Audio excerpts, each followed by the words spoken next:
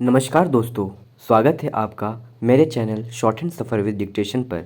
आज का वीडियो उन सभी स्टूडेंट के लिए बहुत खास है जिन्होंने अपनी शॉर्ट हैंड की बेसिक किताब, चाहे वो ऋषि प्रणाली हो या कोई और, पूरी तरह से कर ली है।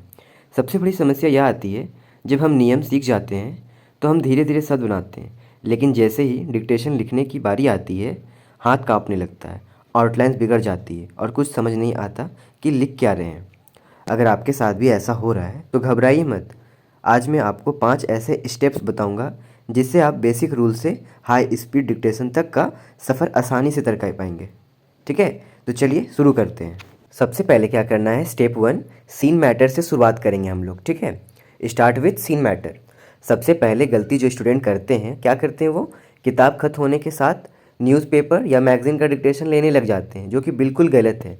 आपको शुरुआत करनी है सीन मैटर से। इसका मतलब है जिस किताब से आपने नियम सीखी है उसी किताब के अभ्यास को बार बार डिक्टेशन की तरह लिखना है। जैसे मैंने आप लोगों को ऋषि प्रणाली अभी लिखा रहा है अपने यूट्यूब पे।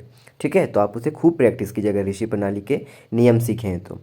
और ऐसा क्यों करना है, क्योंकि उन शब्दों की आउटलाइन आपके दिमाग में सेट है। जब आप जाना पहचाना मैटर लिखेंगे तो आपका आत्मविश्वास बढ़ेगा, है ना। तो चलिए अब स्टेप 2 देखते हैं। तो स्टेप 2 में आपको ध्यान रखना है, स्पीड पर उतना फोकस नहीं करना है, एक्यूरेसी पर ध्यान देना है। ठीक है, तो दूसरा नियम यही कहलाता है कि शुरुआत में स्पीड के पीछे मत भागिए। बहुत से बच्चे सोचते हैं कि मैं पहले दिन से 80 शब्द प्रति मिनट लिख लूँ। ऐसा नहीं होता है। शुरुआत में 40 से 50 वर्ड पर मिनट की स्पीड से ही करें।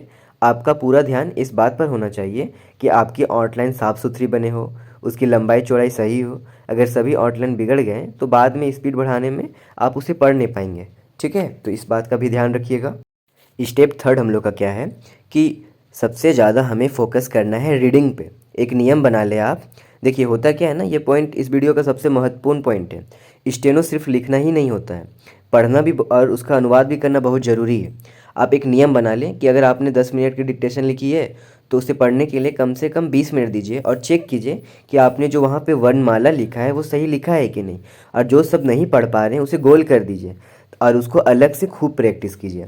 ठीक है, तो चलिए नेक्स्ट स्टेप देखते हैं हम लोग। स्टेप 4 क्या है, सबसे इम्पॉर्टेंट चीज़ है सब चिन्ह की पावर होनी चाहिए। ठीक है, देखिए किसी भी डिक्टेशन का 60% हिस्सा जो होता है वो सिर्फ ना सब चिन्ह पर डिपेंड करता है, वाक्यांशों पर डिपेंड करता है। इसलिए हर रोज़ सुबह उठकर 15 मिनट सिर्फ सब चिन्ह की प्रैक्टिस करें। अगर आपके सब चिन्ह पक्के हैं तो स्पीड अपने आप बढ़ जाएगी, क्योंकि इनके लिए आपको सोचना नहीं पड़ेगा, हाथ अपने आप चलता चला जाएगा। ठीक है, तो चलिए नेक्स्ट देखते हैं अब स्टेप 5। Step 5 repetition. बार बार लिखना है एक ही डिक्टेशन को। ठीक है, क्योंकि रिपीटेशन इज़ की। एक डिक्टेशन को एक बार लिख करके मत छोड़िए, एक ही मैटर को कम से कम 5 से 10 बार लिखें। पहली बार में आप अटकेंगे, तीसरी बार में फ्लो बनेगा और 10वीं बार में आपका हाथ मक्खन की तरह चलेगा। इसी को कहते हैं हाथ सेट होना। जब तक एक मैटर 80 वर्ड पर मिनट पर आसानी से ना लिख ले तब तक अगला मैटर शुरू मत कीजिएगा। ठीक है, तो दोस्तों ये था वो सही तरीका जिससे आप नियमों से डिक्टेशन की तरफ बढ़ सकते हैं। रातों रात स्पीड नहीं बढ़ेगी, लेकिन अगर आप इन 5 स्टेप्स को 1 महीने भी फॉलो करेंगे तो आपको बहुत बड़ा फ़र्क दिखेगा। ठीक है, आप अभी किस प्रणाली से शॉर्ट हैंड सीख रहे हैं मुझे कमेंट में ज़रूर बताएं। अगर वीडियो काम का लगा हो तो लाइक करें और ऐसे ही स्टेनो गाइडेंस के लिए चैनल को सब्सक्राइब करना ना भूलें। मिलते हैं अगले वीडियो में, तब तक प्रैक्टिस करते रहिए। ठीक है, चलिए।